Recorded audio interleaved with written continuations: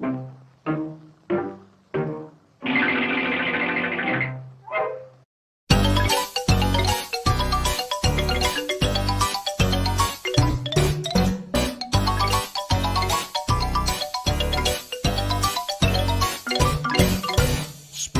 scary skeletons send shivers down your spine.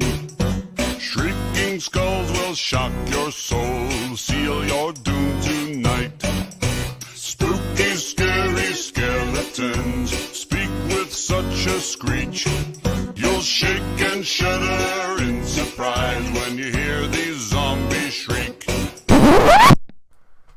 Yes, I know. Halloween was well over a month ago.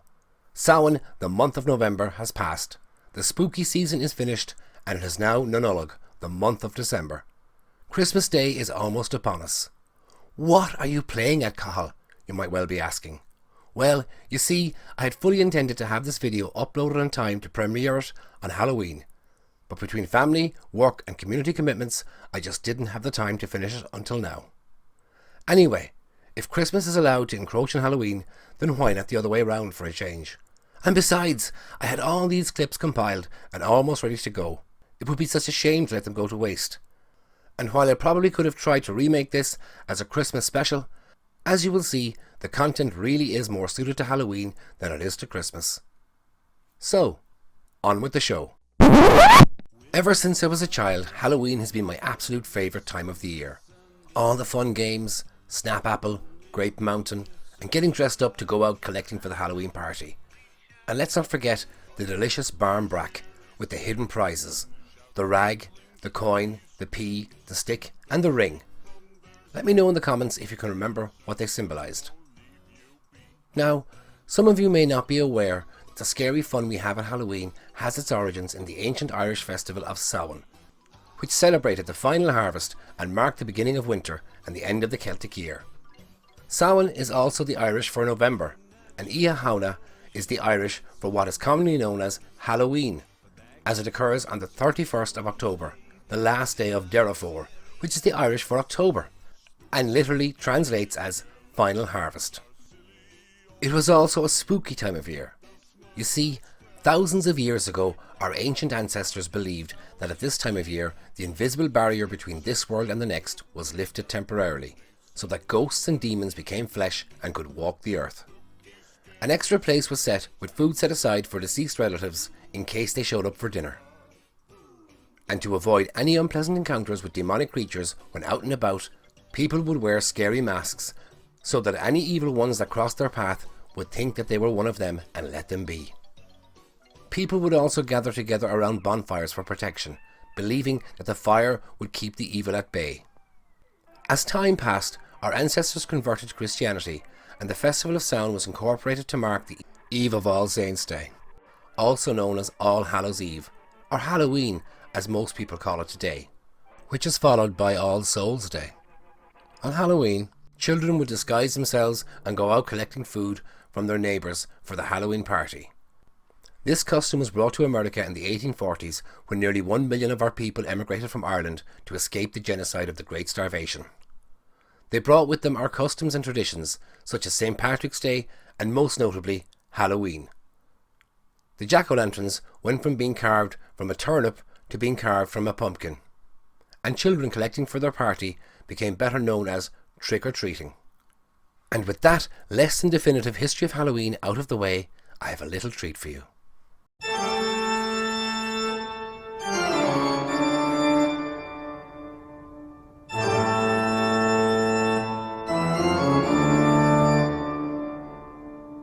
Here is a world exclusive. Footage from the Limerick branch of the Social Democrats' secret Halloween party conference, recorded by undercover reporter Jimmy Angel.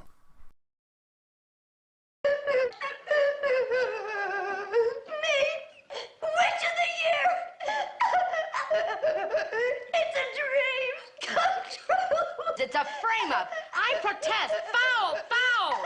Of course it's a frame-up, you broken down old bag. Did you ever hear of a witch being fair?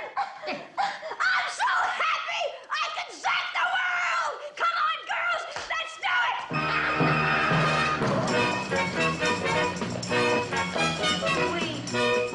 it!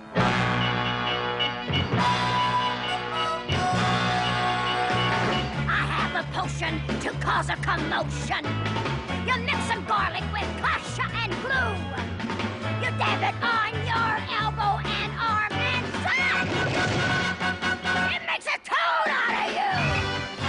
Zap the world, come together, get together. Together we can zap the world. Zap the world, come together, get together. Together we can zap, zap, zap, zap, zap the world.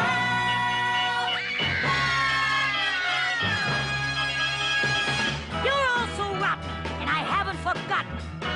I get so wicked just watching you work. I'm grateful to the voodoo guru that zap, zap, zap a bunch of weirdos like you. Zap the world, get together, get together. Together we can zap the world. Zap the world, come together, get together. Together we can zap, zap, zap, zap, zap the world.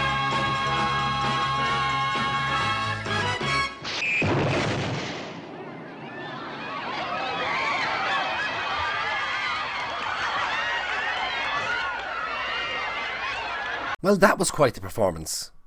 But I suppose it was more of a trick than a treat. Because if the Limerick Social Democrats were really that entertaining, I might even be mesmerised enough to vote for them. But one thing is certain, they really do want to zap our little part of the world.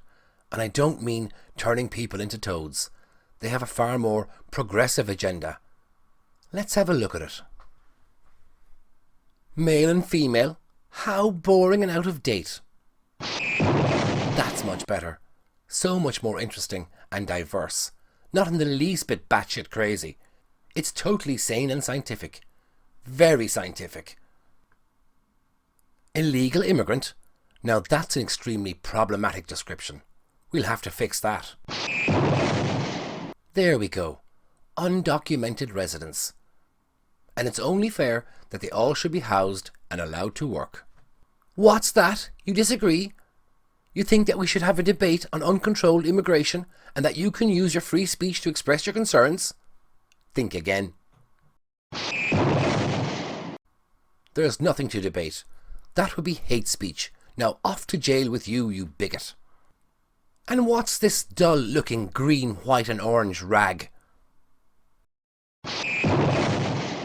There. Fixed it.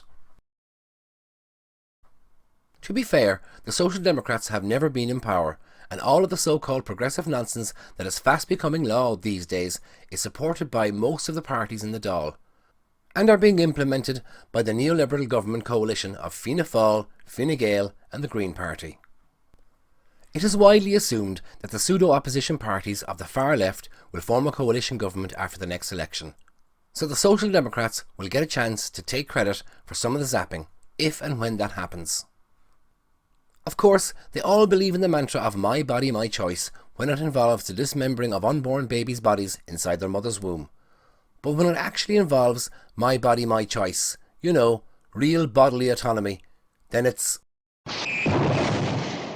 take the untested experimental jab or be excluded from society. And they can all take credit for getting the Irish electorate to zap the Constitution and devalue human life back in 2018. Human life begins at conception and is protected by the Constitution. It's just a bloody clump of cells. What are you crying about? Just flush it down the toilet. By the way, that's actually a recommendation of the state's Health Service Executive, and if you thought that such an obscene remark might never be made in the Dáil, you would be wrong. That twisted attitude really does shine through. Remember these two yolks? And perhaps those people that have spoken to the survivors, these alleged survivors of botched abortions in other jurisdictions. So instead of perhaps listening to anecdotes, fairy tales and essentially stories that, you know, have dubious sources. Abortion regret is a makey-uppy thing. It doesn't exist. It's just your own, I don't know what you want to call it, but it doesn't exist. Apparently, women getting hurt by abortion is just a makey-uppy thing. Unbelievable. That was Fine Gael's Kate O'Connell and Fianna Fáil's Lisa Chambers in the Dáil during the abortion legislation debate in 2019, both denying that abortion regret is real. The bill was passed and there has been 21,000 abortions since then. They must be really proud of themselves. Incidentally, they both lost their Dáil seats in the 2020 general election. But Chambers managed to stay in the Oireachtas by getting herself elected to the Seanad, even though she had been exposed as a vote rigger in the Dáil and as a scammer for falsely claiming travel expenses for a longer route than was necessary, as well as for claiming expenses for when the Seanad was closed during the COVID-19 pandemic. The Fianna Fáil senator was one of many senators that supported the Sinn Féin-sponsored bill to introduce safe access zones. Not content with the deaths of 21,000 unborn babies through taxpayer-funded abortions, their bloodlust is such that they wanted so-called safe access zones outside the buildings of abortion providers to ensure that women going for abortions don't encounter anyone that might offer them help or cause them to change their minds. They are so bloody-minded that they even fear that the sight of elderly women quietly praying the rosary might trigger a change of mind. So they want that banned as well. The bill was written by the Limerick-based Together for Safety group, and in February I made a video that proved that their claims that pro-life protesters had obtained the times and dates of when abortions were taking place so that they could harass women were completely untrue. My video triggered them so much that they tried to zap it out of existence.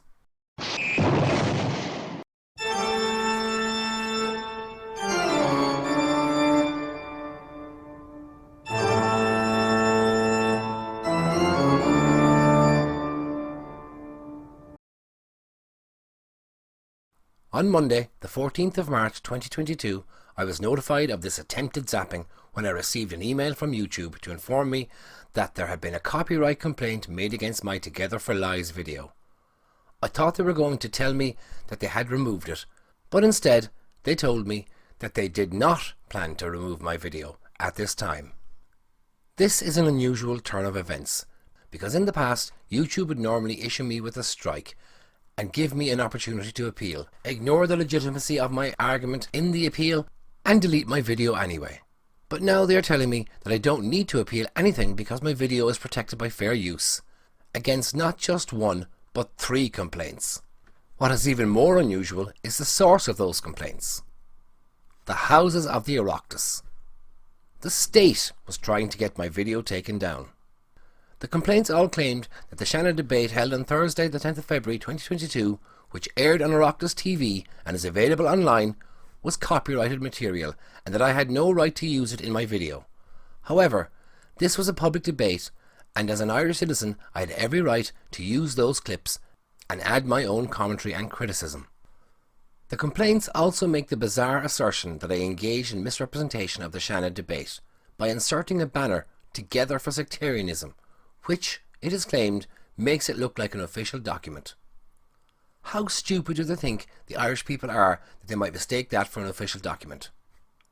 I wonder if they got any calls about it.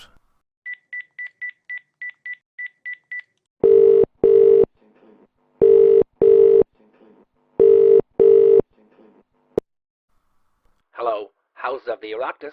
How may I direct your call? Hello. Could you put me through to the Department of Sectarianism, please? There's no such department, sir. What do you mean? I just watched a video by Cathal McCarthy and I saw the official document. Now stop giving me the runaround and put me through. I want to apply for a grant to harass some Catholics on their way to Mass. And how dare you assume my gender?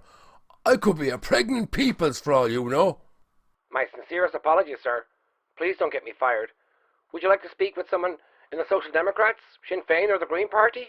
I'm sure they'd be happy to help you. That'd be great. They're bound to give me a few bob. YouTube doesn't reject the complaint immediately, but instead asks for more information, such as copyright registration number.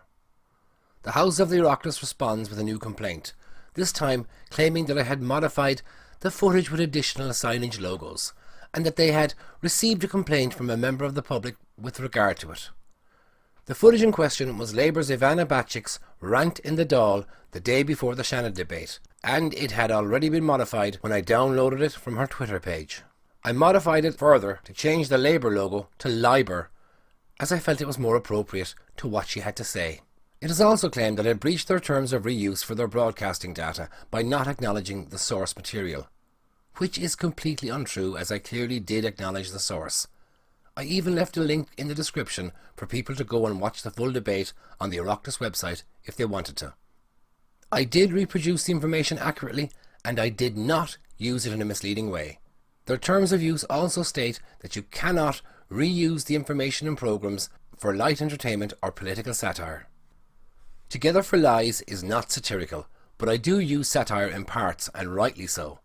Satire is a legitimate form of political commentary, particularly when politicians are making fools of themselves.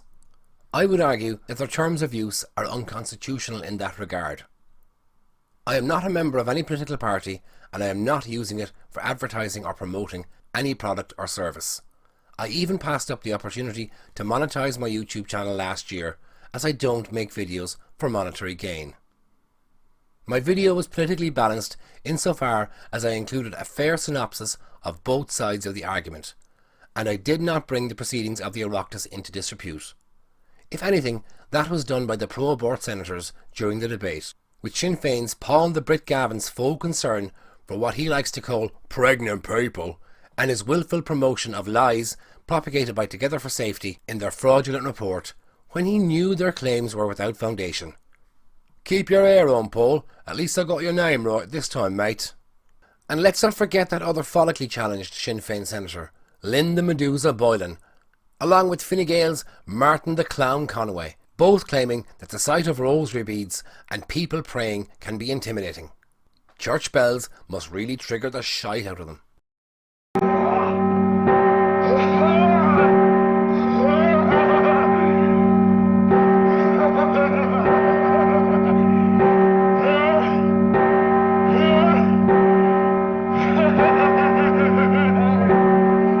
The House of the Oireachtas then made a last-ditch attempt to have my video taken down, and YouTube tells them to forget about it.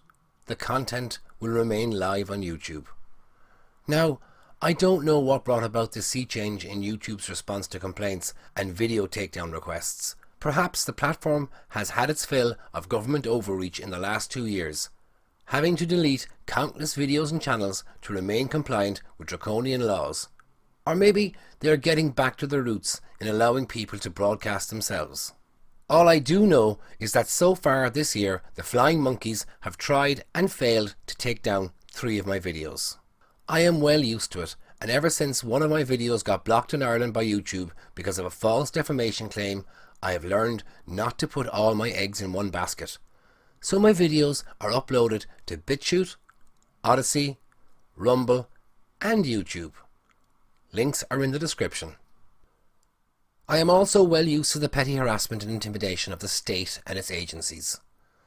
Those of you that have read my blog will know that in the past I've had my phone tapped, armed Gardaí sent to my home, and I've endured a whispering campaign spreading a rumour that I was a member of the real IRA.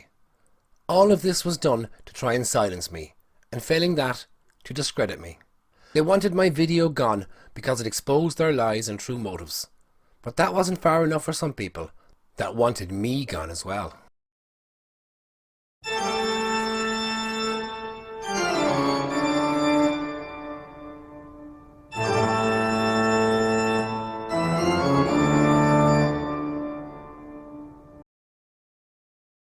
On St. Patrick's Day, I got a bit of a fright, in the form of a pishogue. For those of you that don't know, a pishogue is a type of Irish folk magic that is still practiced to this day in some parts of rural Ireland. It is primarily used by malevolent and jealous people to curse their neighbours.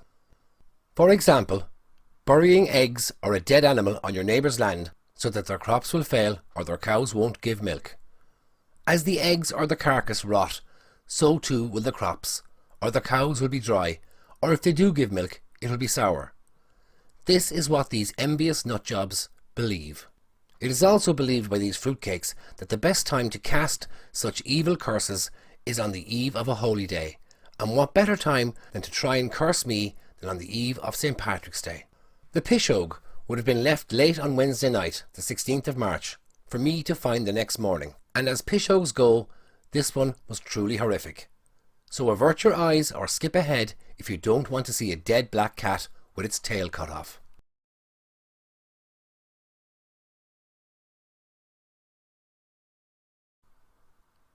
The cat appeared to have been strangled, and its tail was cut clean off.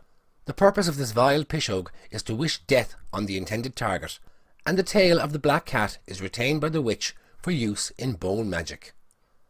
I strongly suspect that it was the work of a fat, bloated, wart-faced witch from County Clare, who I'm not going to name here as I don't have any proof that it was her, just a suspicion. However, this pishog was a bit wide of the mark, as it was left outside my neighbour's house. You see, if you look up my home address on Google Maps without being logged in, for whatever reason it brings you to my neighbour's house, not mine. So I guess that means that the spell might have backfired, as I hear that the rotund little witchypoo isn't feeling the best these days. Naturally, I did report this incident to the Gardaí, as such animal cruelty is clearly the work of someone with a deranged and sick mind, and who knows what they might do next. My neighbour and I went to Roxburgh Guarda station and reported it to Guarda Connor Keane. He said that he didn't have time to take an official statement from us, but he did note our concerns in his notebook and promised to contact us within 2 weeks to take a statement. We never heard back from him. You wouldn't believe how hard it can be to make a statement of complaint to the Gardaí. It's as if they don't want you to make one. And that will be the subject of a video sometime next year. I also reported the cat mutilation to the ISPCA. I absolutely abhor animal cruelty and the sick-minded people that engage in it. And while I wasn't in the least bit concerned for myself, as I don't believe in any of that hocus pocus, I did worry that my cat might become the target of their cruelty. So much so that I kept him indoors for the night. Hey Max, how are you? No one put a bag over your head, would they? No, they wouldn't. Not at all.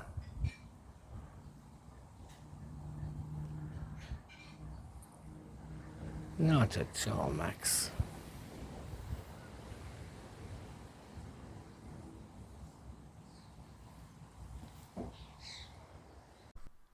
Of course, for a wicked witch, the main purpose of such a nasty pishog is that it is meant to be seen by the intended victim to strike fear into the core of their very soul. This is where the power lies, in causing terror. Their spells are broken, and it will take much more than shock tactics to silence me.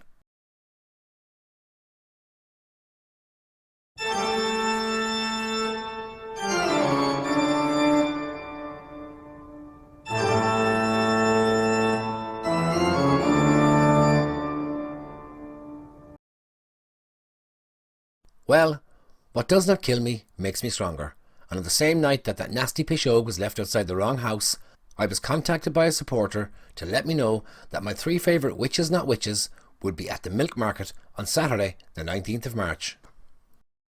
Sisters, prepare thyselves. 'Tis her life force. The potion works. Take my hands.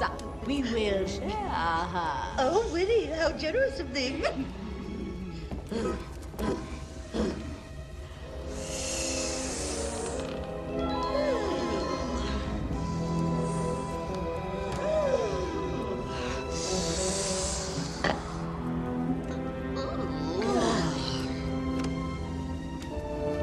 Sisters, behold! I am beautiful. Boys will love me. We're young. Well, younger. But it's a star!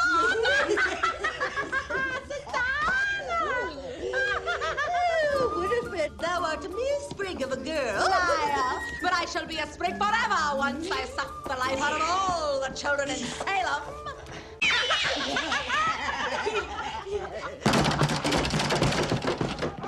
Witches! Daughters of darkness! Open this door! Hide the child! Witches?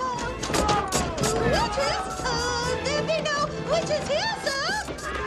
Don't get your knickers in a twist! We are just 3 kindly old spinster ladies! Spending a quiet evening at home. Sucking the lives out of little children. No, not those wicked witches. These wicked witches not witches. But we might be witches and sometimes even call ourselves witches, but don't you dare call us witches witches. Those witches not witches. I was informed that the Together for Safety gang would be holding an information stall at the milk market, so I resolved not to let their lies go unchallenged. With Thursday being St. Patrick's Day, I didn't get a chance to work on the leaflet until Friday, which was a bank holiday, so I had to wait until Saturday morning to get my leaflets printed. Not bad for a rush job, even if I do say so myself. Needless to say, the Together for Safety gang weren't too happy to see me. Contrary to what Councillor Eliza Donovan says in her tweet, I wasn't standing next to them. I was about 20 feet away from them, at the main entrance to the covered market, to maximise my interaction with passers-by. The only interaction I had with them was when I politely said, "Hello ladies, lovely day for it," as I walked past them. They didn't respond verbally, but they did give me plenty of dirty looks, and they sent one of their minions over to get a leaflet off me when they saw what I was up to. Karen Zugru said, "Hi Cathal," as they were leaving, and I replied, "Hi Karen, hope you are well." It was all very cordial. Interestingly enough, Evie Murphy was dressed exactly the same as she was in their Halloween 2021 photo. I had a few leaflets left over, so I decided to letterbox them on the way home. I did one side of South Circular Road, one side of New Street, and one side of the Rossbrine Road. And that was it. I didn't post them on O'Donovan Street because it wasn't on my way home. O'Donovan wonders, when does it end? Well, it all started when she lied about me, claiming that I harassed and intimidated her. And then she got her far-left extremist pals to start an online hate campaign against me and my children, who they claimed I was raising to be white supremacists. A hate campaign that was publicly endorsed by O'Donovan. And it will end when she stops lying about me and issues a public apology to me and the other people that she has lied about. Councillor O'Donovan is more than aware of all this, as I emailed her and the other councillors last year.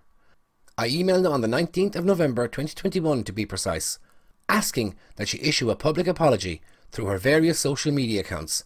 The wording to be as follows. In 2021 I made several false claims on social media that I was harassed and intimidated by a cameraman and by the congregants of the Sacred Heart Church as they prayed the Rosary on Palm Sunday. I later revealed the cameraman to be a local community activist in my electoral area of Limerick City West, Cathal McCarthy. I also shamefully endorsed an online hate campaign organised by far-left extremists against Mr McCarthy and his children. I acknowledge that this was wrong, and I unreservedly apologise to Mr McCarthy for any hurt that I have caused to him and to his family. I was not doing my job as a councillor when I disrupted the Holy Rosary and shouted at the congregants. I did not have the authority of Limerick City and County Council to behave in this appalling manner, and I unreservedly apologise to the congregants of the Sacred Heart Church for my outrageous behaviour. But the congregants of the Sacred Heart Church and I are not the only ones that she owes an apology to. You see, O'Donovan was so upset by my Together for Lies video that the day after I uploaded it, she lashed out on Twitter, attacking a group that I co-founded in 2008, the Moyross Residents Alliance, the MRA. O'Donovan barges in as the MRA was giving a shout out to Sasha Novak of the Green Party, a councillor for their local area of Limerick City North. O'Donovan shares a screenshot of the MRA website that shows the MRA committee members and demands to know if I'm still on the committee, claiming that I'd put up another video about her being a witch, telling them not to deny my involvement as it's on their website. She then asks them who is on their committee and who is running their Twitter. Yes, that's right, she shared a screenshot that showed who was on the MRA committee and then asks who was on the committee. Unbelievable. What to be going through her head at all. And the video was not about her being a witch, it was about the lies that she and the Together for Safety gang told. And she knows that. Now, the reason she tells them not to deny my involvement and asks for the identity of their Twitter admin is because she had, on a previous occasion, successfully cyberbullied their original admin off the account. The MRA Twitter account was established in 2020 by an 18-year-old Moyross woman who had volunteered her time to set up and run it, as the MRA did not have a presence on Twitter. I hadn't attended an MRA committee meeting since 2015, as my role is advisory, and I only attend meetings when needed. This young woman really was unaware of my involvement, and when pushed by O'Donovan, she said that she didn't know me, which, to be fair, was an honest answer. O'Donovan badgered and harassed this young woman, even going so far as to contact her by phone. In the end, she blocked O'Donovan and stepped down as admin of the Twitter account. An older and more resilient MRA member took over the reins on Twitter, and they were more than a match for O'Donovan this time round, telling her to stop the harassment and to take her issues up with me directly. O'Donovan wants to know how she is harassing them and is quickly reminded of the phone call she made to their former admin. She is reminded that she told this young vulnerable woman that the MRA was a clique, and that this had caused great upset amongst the younger members, especially because this attack was coming from a public representative who should have been showing them support. O'Donovan, true to form, doubles down on her ridiculous accusation, saying that if she knew who the MRA members were, that she would like to meet them and discuss matters.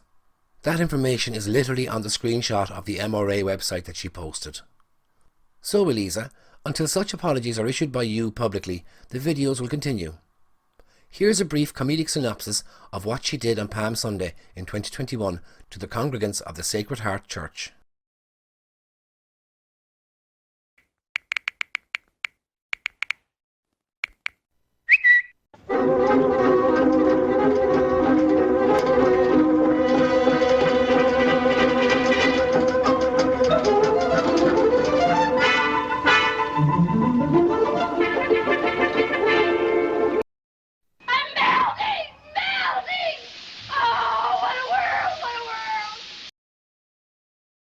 Try.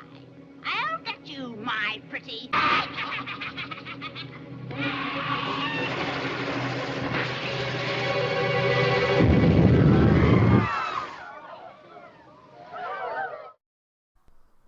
Now that was a comedy skit I made to lampoon the councillor's unhinged antics.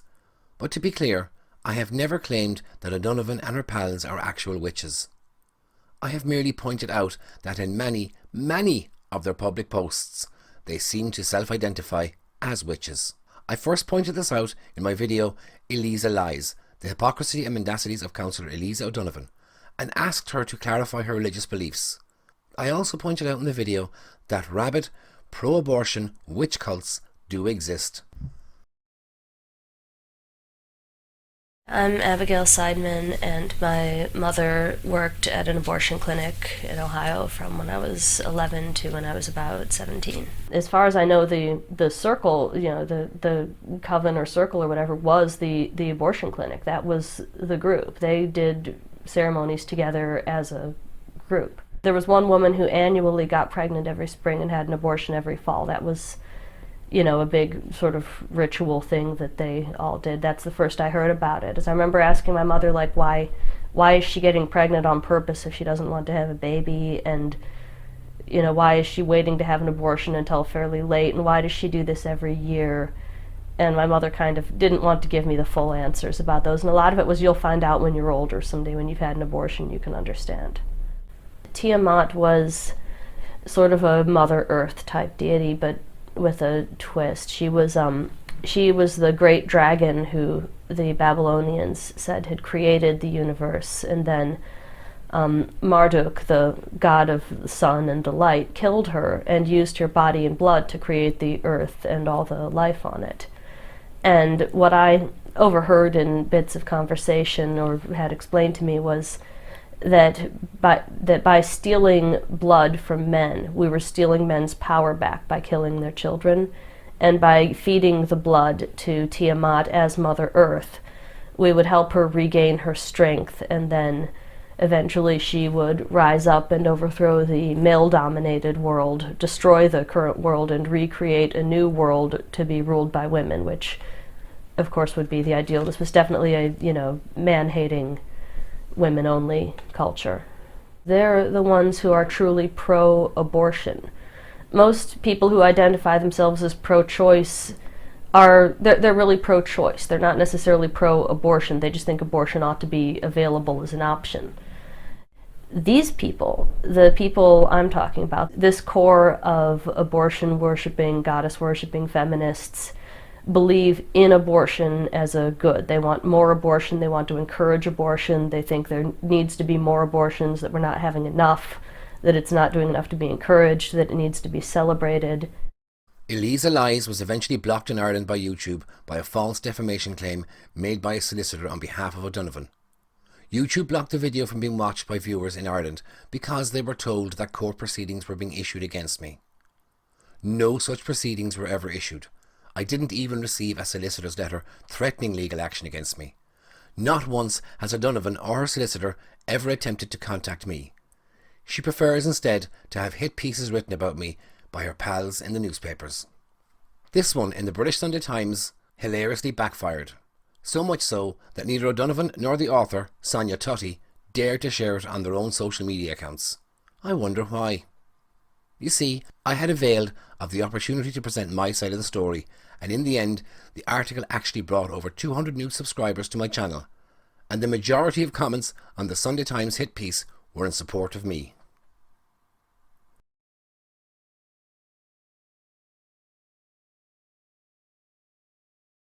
Now, it's not like O'Donovan is above taking defamation cases against private citizens. She took one last year against the architectural historian Emma Gillese, all because Emma had referred to a Social Democrat councillor in Limerick in an Instagram post that didn't even name O'Donovan and was actually deleted after 45 minutes.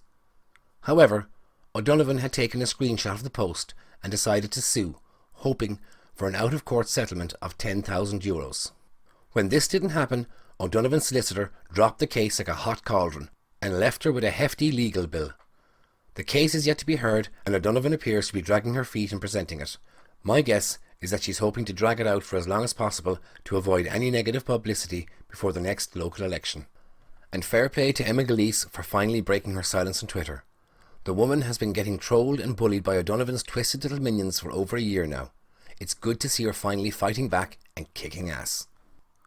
These witches not witches really seem to think that they can say whatever they like about anyone without consequence.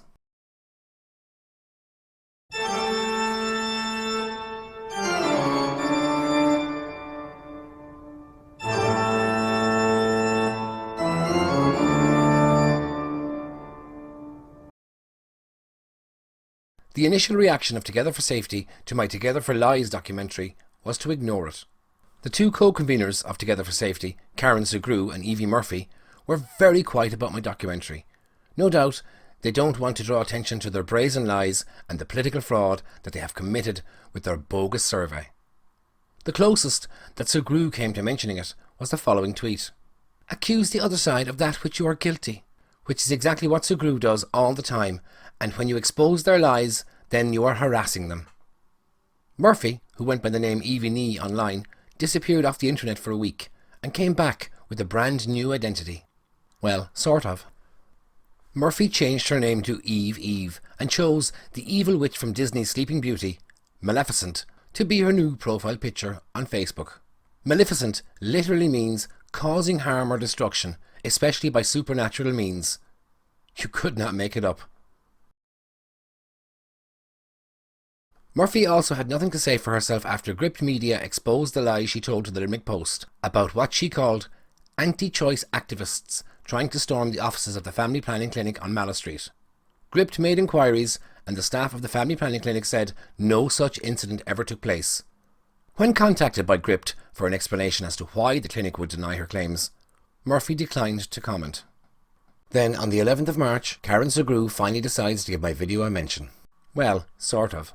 Karen Sugrue, a lecturer in LIT, implies that the video is all about her and complains to her students that I called her a witch, when I explicitly said in the video that I was not calling her a witch, but that she and her Together for Safety crew, Councillor Lisa O'Donovan and Evie Murphy, self-identify as witches in many of their social media posts.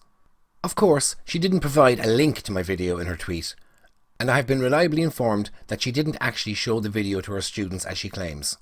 But that is not to say that her students didn't see it, as the name of the video was clearly visible and the more curious of them went and sought it out, and one of them actually shared it in their reply to her. Another student was so impressed with my work that they sent me screenshots of her tweet and replies, with compliments. Bizarrely, Sugrue blots out O'Donovan and Murphy's faces with witch emojis, even though she had previously shared the very same photo, uncensored, last Halloween. I've also been reliably informed that when she's not inflicting her toxic far-left political opinions on her students during lectures, that she roams the corridors and stalks the canteen of LIT, listening into students' conversations so that she can police their language and object to any opinions that she deems to be problematic. Karen by name and Karen by nature, it would seem. As we saw earlier, O'Donovan didn't break her silence about Together for Lies until I handed out my leaflet. Just the day before, she was delighted to have been followed by an account called Witches Ireland, and she must have been so dizzy with excitement, Or maybe it was a full moon and she was feeling swirly. Jennifer Caniston is another self-identifying witch, by the way. Because the very next day, she'd inadvertently shared a link to my video by leaving the QR code visible in the photo of my leaflet. She also censored the photo of the three of them dressed up as witches, blocking her pals' faces out, in a photo that is already publicly available because she originally posted it on Twitter and Facebook, which is where I got it from to begin with.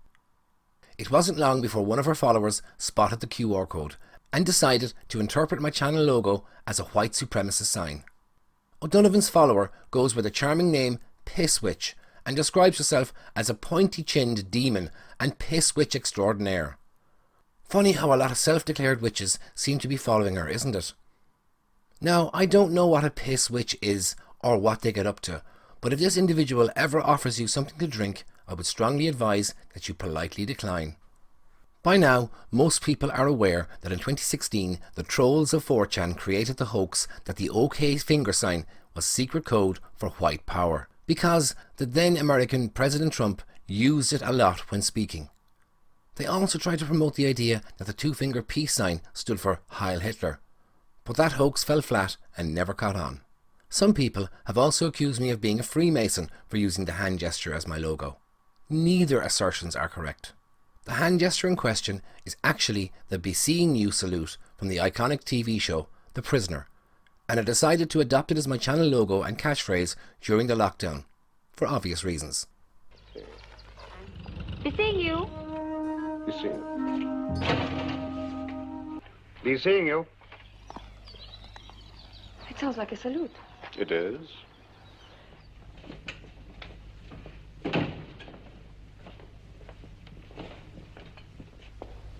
Be seeing you. Local council wishes to announce another exciting... Be seeing you. Be seeing you. And you. Be seeing you. Be seeing you. Be seeing you. Be seeing you. Thanks a lot. Be seeing you. Be seeing you. Enjoy your swim. Be seeing you. Be seeing you. Come all. Be seeing you. Lie. Easy it. A zoo. Be seeing you.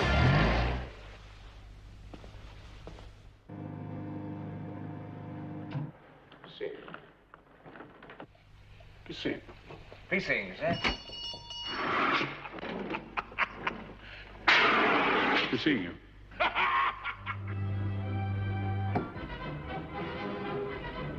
Be seeing you. And you.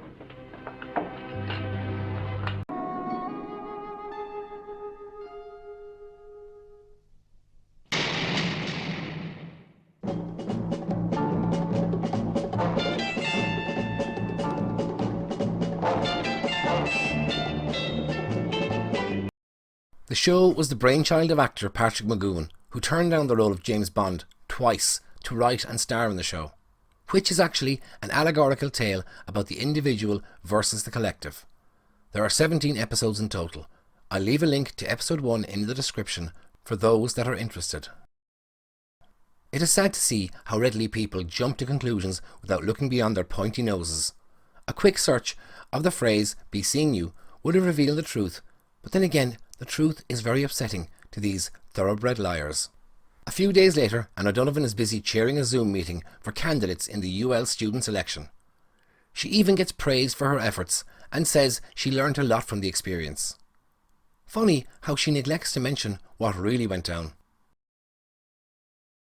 The weeks, so maybe people might only have to commute 3 days a week, possibly 2 days a week, and it's easier. You can maybe book a hotel room. It's even sometimes cheaper than accommodation sometimes.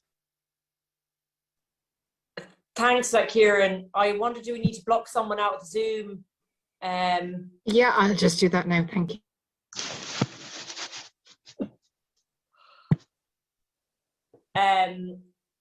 Sorry about that, Kieran. That was an excellent response. And sorry about this now, guys. Oh, there we go. We're out of it. On the last legs, no, she can't go and visit.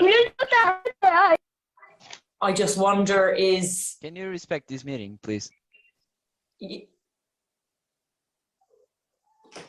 I think we're going to be cyber flashed, guys. I think maybe we might need to end the meeting. No, don't end the meeting, please. No, we have to end the meeting, I think. Shut the fuck up, you blonde. Cyber flashed, eh?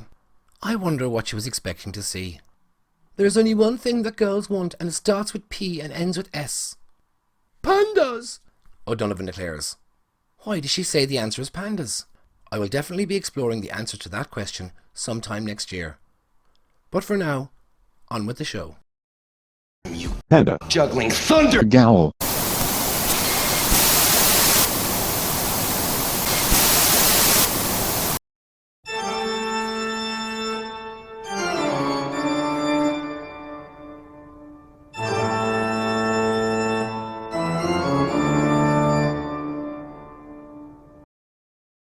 As I've stated time and time again, I am not on Twitter or Instagram. I have a Telegram channel and I do have a Facebook account, which I rarely use. And I am an admin on 3 pages. And I upload videos, when I have the time to make them, to BitChute, Odyssey, Rumble and YouTube.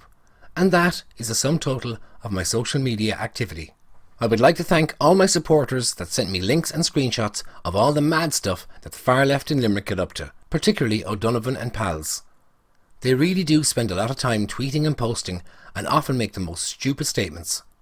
For example, here's O'Donovan tweeting her objections to an RTE primetime special report about corrupt councillors, saying that they don't get enough training for the job. Basically, she is saying that she needs training on how not to be corrupt. She really walked herself into that one.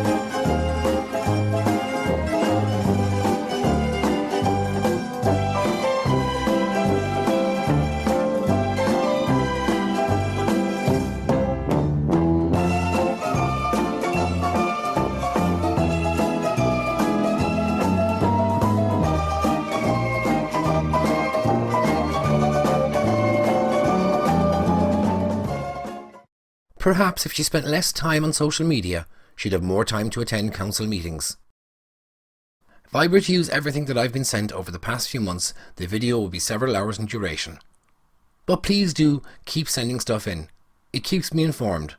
And if I don't use it in this video, it might be used in the next one. You can send them by email to cahillgmccarthy@gmail.com. I hope you're all enjoying my little Nightmare Before Christmas presentation. And before I wrap it up, there is one more exchange that really deserves inclusion, as it really highlights the self-involved narcissism of Sugrue and O'Donovan.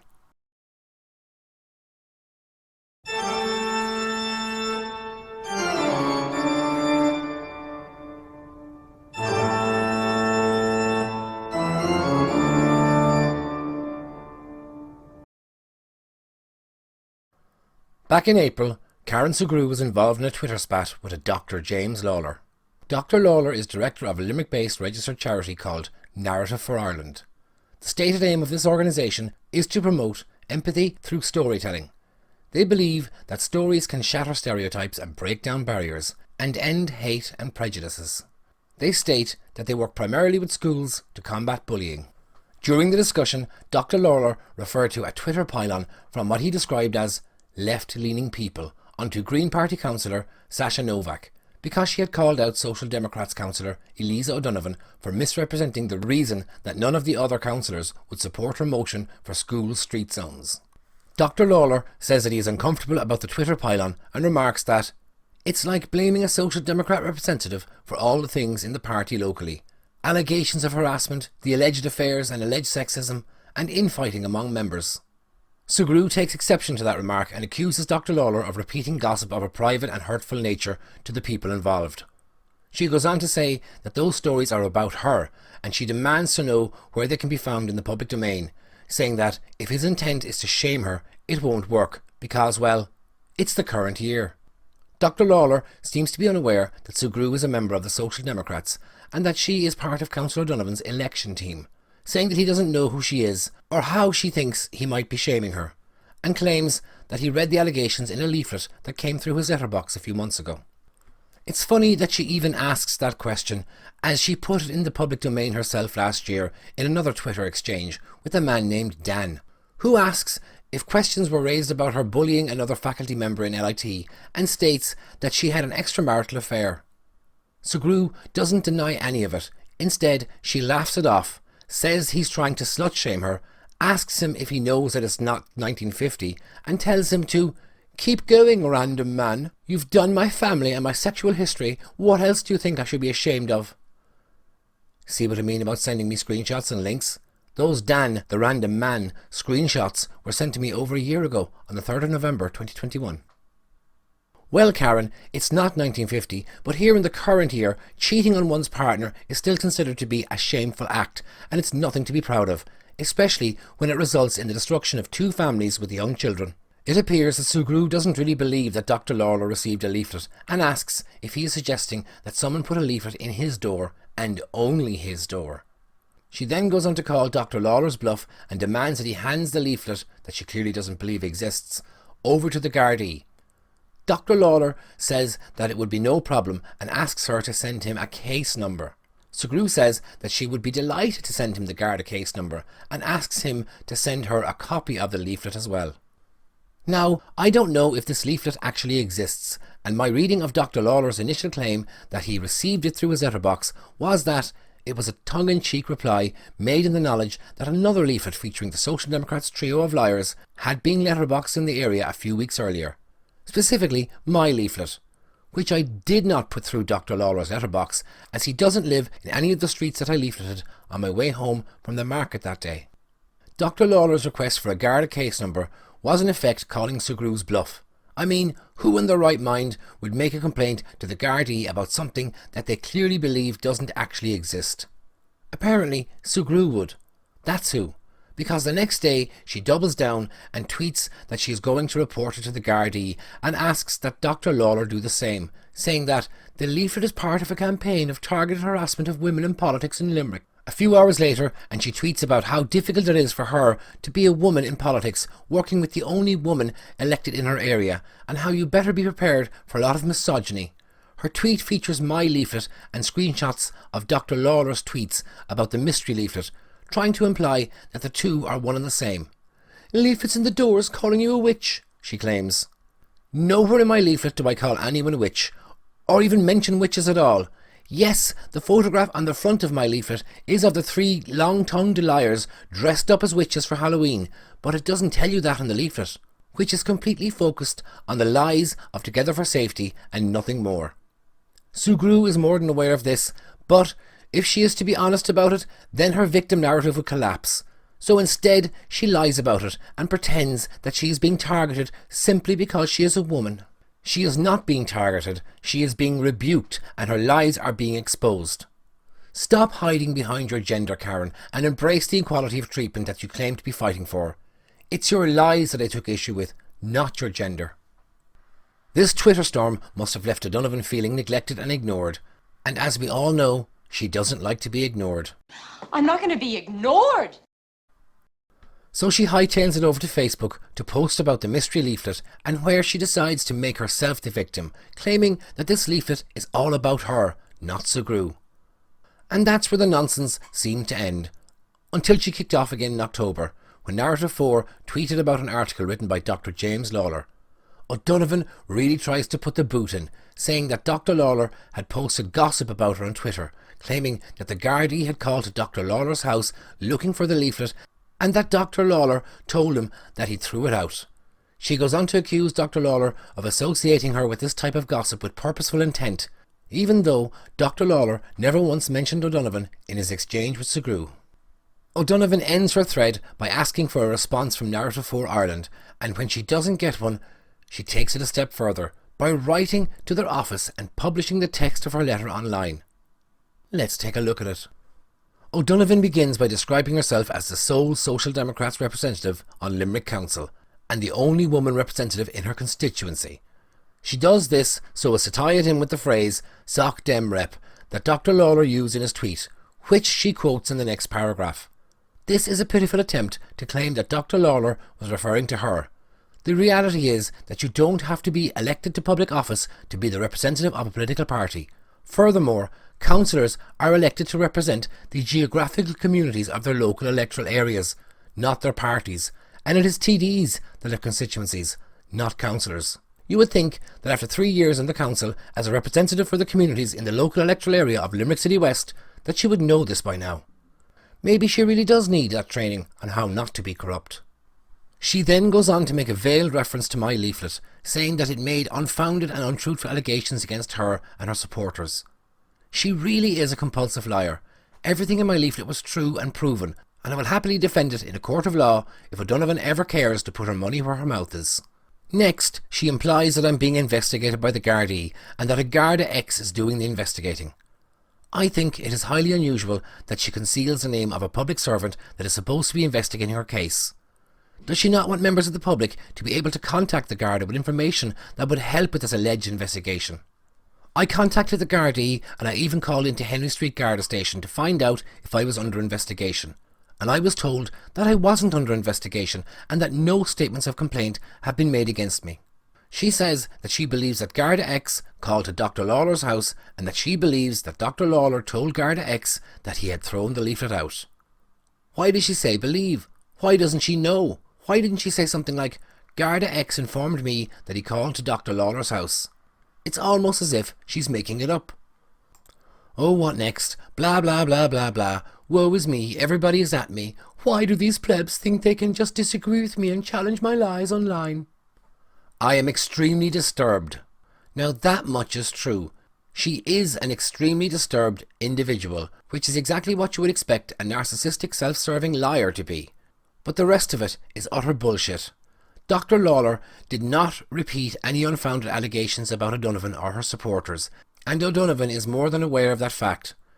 And it's not just because Karen Sugrue has publicly proclaimed that she is unapologetically proud of her extramarital affair. I think now would be a good time to pause my commentary on the letter and examine the evidence, which can be found in a thread of replies to this comment made by O'Donovan on Facebook. O'Donovan is of the opinion that she would prefer to be called out publicly for her poor behaviour rather than by direct message, or DMs as they are called, because according to her, that's how lies and rumours are spread. Funny, she wasn't too happy when I called her out publicly. A woman named Susan notes the comment and Sugrue replies in complete agreement with O'Donovan, saying that sending DMs is the behaviour of a coward and that people should have the courage of their convictions. Susan reminds them that the discussion is not about either of them and tries to steer it back on topic. Sugrue agrees, but then continues her ranting on about DMs. "Okay, Karen," says Susan, only for Sugrue to continue ranting about DMs and making reference to unnamed people. Susan replies, saying that she has no idea who Sugrue is referring to and suggests that she go off and start her own page to continue the discussion. And this is where it starts to get interesting. Enter Jane, the partner of the man that Sugrue had an affair with. I've concealed her real name, and from this point on I will read her comments in their entirety while continuing to give a synopsis of what Sugrue had to say. You can pause the video if you want to read Sugrue's comments in full. Also, I think it is important to note, as it doesn't get mentioned in the thread, that Jane and her partner have a young child together. Jane begins, "Oh Karen, happy to be called out publicly, is it? Biting my tongue here, lady. I have screenshots of you sliding into someone's DMs from the start of the pandemic, calling me all sorts of mentally unstable, when you have never even met me.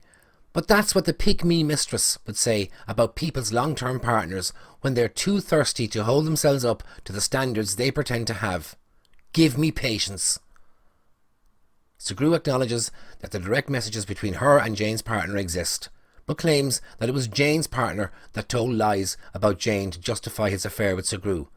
She then complains about being slut-shamed by Jane, and that Jane is doing this to justify her anger at Sugrue for seducing her man.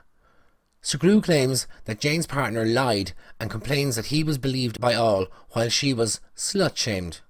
She says that she's not afraid to discuss the affair, but that she won't allow what she calls the cowardly lies of one untrustworthy douche being used to justify Jane's anger towards her. Then she tries to blame the whole sordid affair on DMs. Unbelievable. Jane replies, "Karen, are you seriously trying to gaslight me right now? After just saying you prefer to be called out publicly, you're just not going to accept accountability and apologise for your own wrongdoing when someone you've hurt does the thing you just said you'd be fine with and calls you out publicly? You took your psychotherapist's babble and you used it to find me lacking while trying to get into my partner's pants. Why were you even playing in that field? He was chairman of a group where you were being accused of bullying by another member.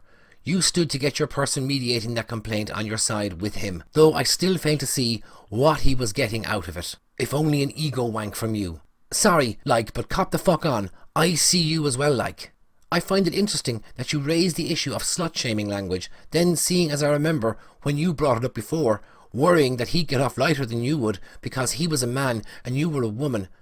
That was the day of my best friend's funeral, which you knew about, and you still decided it was more important for you to have him on his phone all day long, for him to be coddling you over the state of your relationship, rather than just leaving him the fuck alone to support me in what was actually one of the worst days of my life. And you were whinging about the possibility you'd be slut-shamed for acting the way you did. Jesus fucking Christ. So apologise for being an absolute disgrace to women, or get down off your high horse about how easy it is to be publicly called out. Shetland ponies can't bear the weight of that much bullshit. Jane continues. Oh, and before you start pitying yourself that he got off lighter than you, he was excused from the family home for months over it. This is the first time you're hearing from me ever, so don't even go there, thanks. Maybe slut-shaming is a bit far, all right, but homewrecker is more than fitting for you. You've earned it. You knowingly were someone's mistress, and you won't even acknowledge your part in the hurt you caused. But here you are anyway, preaching to others. Shame on you. So there you have it. Absolute proof that an affair took place. I must say, it took great courage for Jane to break her silence and confront Sugrue so publicly. Fair play to her. O'Donovan must have been feeling very left out because she replies, ignoring everything that Jane has just said, and tries to make the conversation about her by referring to a completely different thread. She asks Jane to clarify what she meant by O'Donovan's involvement with the men's rosary videos. Unbelievable. Don't worry, Eliza, I will be bringing out a documentary next year that will clarify your involvement in the incitement to hatred against the men's rosary, for you and the rest of the viewing public to watch. I'm just waiting to see what the Gardaí do with my complaint that I eventually managed to make after getting the runaround for months. So, be sure to subscribe and hit the bell for notifications. You won't want to miss it. Now, let's get back to O'Donovan's badly composed letter to Narrative for Ireland. O'Donovan says that she is well used to malicious intent behind spreading such rumours, and says that she is tired of superficial and hypocritical articles or campaigns to tackle division and hatred in our society. This, of course, is a dig at the work of Narrative for Ireland. She continues by asking, if we don't lead by example and call out malicious and hateful intent by others towards others, then what example are we showing? Now, I just find that hilarious. This coming from a woman that lied about me and about what really happened outside the Sacred Heart Church last year. A woman that is a compulsive liar and an utter attention seeker. She concludes her letter by asking Dr. Lawler to do the decent thing and bring any future derogatory leaflets about her and her supporters to her attention directly, so that she can let the Gardaí deal with it. Unbelievable. All this hoo-ha and fuss over a non-existent leaflet. And if we are to believe both Sugrue and O'Donovan, then there are 2 live Guarda investigations ongoing into this mystery leaflet, as both women have claimed to have made individual complaints to the Gardaí. Sue Grew has a case number and O'Donovan has Guarda X. It really beggars belief. I would be truly sickened to learn that even one Guarda X, was actually investigating this Twitter nonsense. I have been trying for years to get the Gardaí to do regular patrols of our area and act as a deterrent to the addicts that shoot up on our boreen and leave their needles strewn everywhere.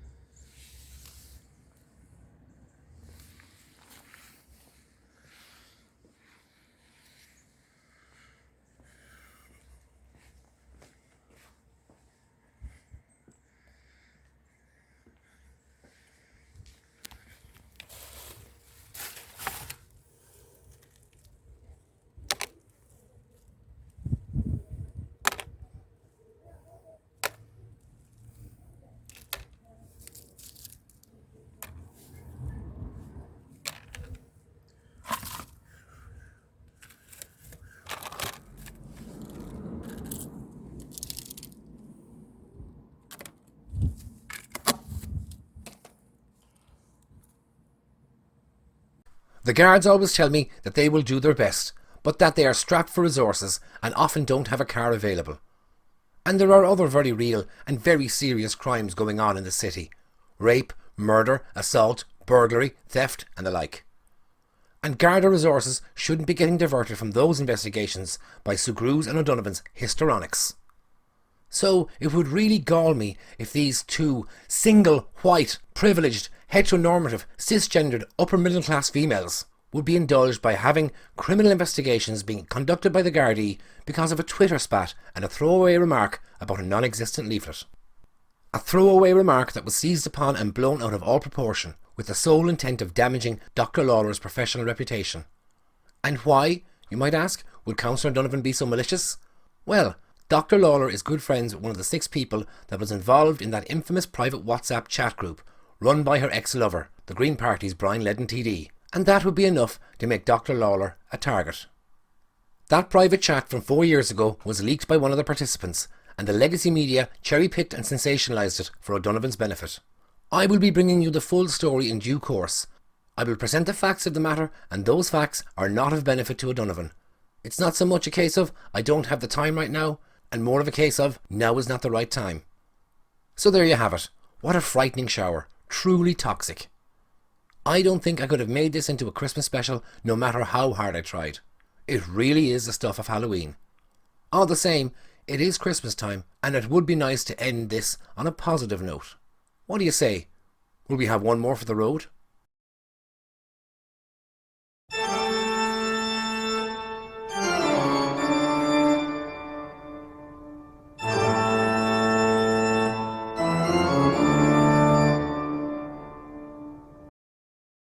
Here we have a very triggered Karen Sue Grew complaining about a sticker on a pole. She finds it offensive and wants a tall repealer to come along and take it down because she can't reach it. She then tags Minister for Health, Fianna Fáil's Stephen Donnelly, and asks him to please regulate rogue crisis pregnancy agencies. I wonder where her tall repealer friend is. Councillor Donovan could easily reach it. She is so tall that even the trees on O'Connell Avenue are getting in her way. Of course, if she had been there, she probably wouldn't have helped wee Sue Grew, because even though she also gets triggered by these stickers, O'Donovan is not inclined to get her hands dirty, and would have, in all likelihood, reported the sticker to the Council's Environment Department, like she did last year. Now, it's not because O'Donovan sees stickering as a type of littering, or the defacement of public property. The hypocrite has no problem slapping stickers wherever she likes, except when she does it, she calls it guerrilla action. No, it's not stickering that O'Donovan and Sue Grew have an issue with. It's what the sticker is advertising that they find most objectionable. Both O'Donovan and Sue Grew really, really, really despise Gianna Care. What is it about Gianna Care that upsets the pro-aborts so much? Well, it is because pro-aborts are extremely pro-abortion and not simply pro-choice. Because if they were truly pro-choice, then they would have no problem with an organisation that helps pregnant women to choose life. Founded over 11 years ago on the 23rd of September 2011, Gianna Care is a non-profit organisation committed to providing a comprehensive range of services, underpinned by compassion, to anyone facing an unexpected pregnancy or in need following an abortion. Gianna Care currently have 5 centres across Ireland, with 24/7 live chat and a 24/7 helpline. Their vision is to ensure that their clients receive the care, respect and support they need in any way, shape or form. They also believe that when a client believes abortion to be their only option, that they can provide an alternative. And it is because they can and do provide an alternative to abortion that the pro-aborts despise them so much.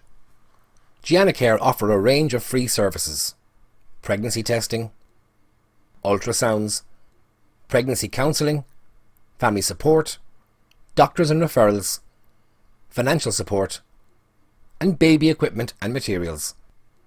Since the abortion referendum in 2018 removed the equal right to life for the mother and her unborn baby, Ireland went on to introduce the most liberal abortion laws in Europe in 2019, and since then there have been over 21,000 taxpayer-funded abortions. A majority in the Dáil are pro-abortion, and there is now a big push on to remove the 3-day waiting period to get an abortion. This 3-day waiting period was intended to give women time to think before deciding to have an abortion. This culture of death is so prevalent in the Dáil that it is most likely that the 3-day waiting period will be abolished.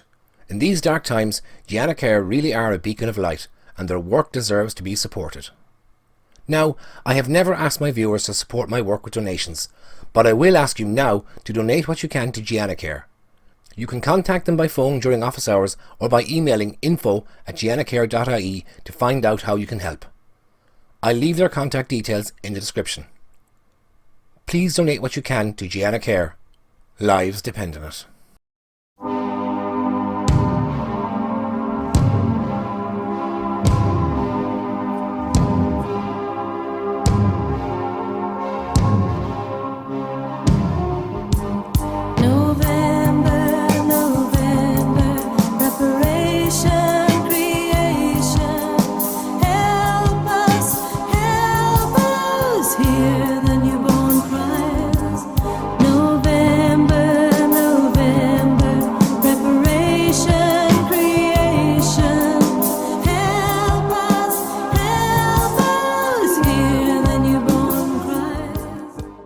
Well, November is long over, but like I said at the very start, between family, work and community commitments, I just didn't have the time to get this video out for Halloween.